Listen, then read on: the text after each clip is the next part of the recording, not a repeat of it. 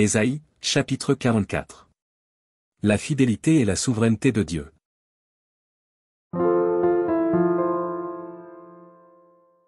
Écoute maintenant, ô Jacob, mon serviteur. Ô Israël, que j'ai choisi. Ainsi parle l'Éternel, qui t'a fait, et qui t'a formé dès ta naissance, celui qui est ton soutien, ne crains rien, mon serviteur Jacob, mon Israël, que j'ai choisi.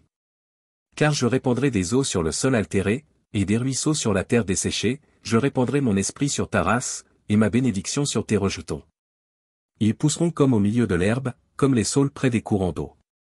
Celui-ci dira, je suis à l'Éternel, celui-là se réclamera du nom de Jacob, cet autre écrira de sa main, à l'Éternel. Et prononcera avec amour le nom d'Israël. Ainsi parle l'Éternel, roi d'Israël et son Rédempteur, l'Éternel des armées, je suis le premier et je suis le dernier, et hors moi il n'y a point de Dieu. Qui a, comme moi, fait des prédictions, qu'il le déclare et me le prouve, depuis que j'ai fondé le peuple ancien. Qu'ils annoncent l'avenir et ce qui doit arriver. N'ayez pas peur, et ne tremblez pas, ne te l'ai-je pas dès longtemps annoncé et déclaré? Vous êtes mes témoins, y a-t-il un autre Dieu que moi? Il n'y a pas d'autre rocher, je n'en connais point. Ceux qui fabriquent des idoles ne sont tous que vanité, et leurs plus belles œuvres ne servent à rien, elles ne témoignent elles-mêmes, elles n'ont ni la vue, ni l'intelligence, afin qu'ils soient dans la confusion. Qui est-ce qui fabrique un Dieu, ou font une idole, pour n'en retirer aucune utilité? Voici, tous ceux qui y travaillent seront confondus, et les ouvriers ne sont que des hommes, qu'ils se réunissent tous, qu'ils se présentent, et tous ensemble ils seront tremblants et couverts de honte. Le forgeron fait une hache, il travaille avec le charbon, et il la façonne à coups de marteau, il la forge d'un bras vigoureux, mais a-t-il faim, le voilà sans force, ne boit-il pas d'eau, le voilà épuisé. Le charpentier étend le cordeau, fait un tracé au crayon, façonne le bois avec un couteau, et marque ses dimensions avec le compas, et il produit une figure d'homme, une belle forme humaine, pour qu'elle habite dans une maison. Il se coupe des cèdres, il prend des rouvres et des chênes, et fait un choix parmi les arbres de la forêt, il plante des pins, et la pluie les fait croître. Ces arbres servent à l'homme pour brûler, il en prend et il se chauffe. Il y met aussi le feu pour cuire du pain, et il en fait également un dieu, qu'il adore, il en fait une idole, devant laquelle il se prosterne.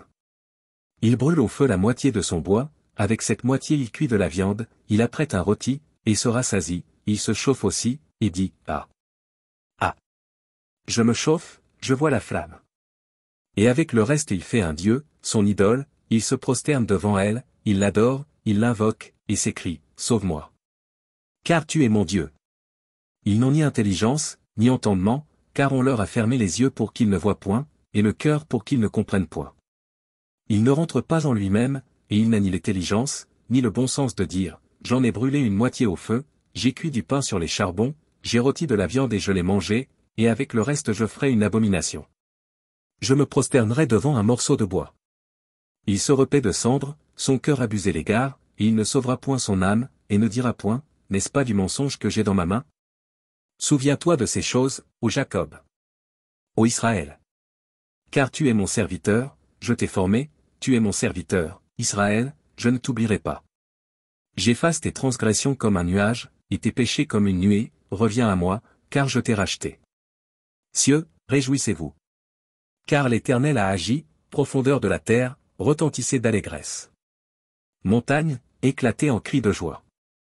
Vous aussi, forêt, avec tous vos arbres. Car l'Éternel a racheté Jacob, il a manifesté sa gloire en Israël. Ainsi parle l'Éternel, ton Rédempteur, celui qui t'a formé dès ta naissance, moi, l'Éternel, j'ai fait toutes choses, seul j'ai déployé les cieux, seul j'ai étendu la terre. J'anéantis les signes des prophètes de mensonges, et je proclame insensés les devins, je fais reculer les sages, et je tourne leur science en folie. Je confirme la parole de mon serviteur, et j'accomplis ce que prédisent mes envoyés, je dis de Jérusalem, elle sera habitée, et des villes de Juda, elles seront rebâties, et je relèverai leurs ruines. Je dis à l'abîme, dessèche-toi, je tarirai tes fleuves. Je dis de Cyrus, il est mon berger, et il accomplira toute ma volonté, il dira de Jérusalem, qu'elle soit rebâtie. Et du temple, qu'il soit fondé.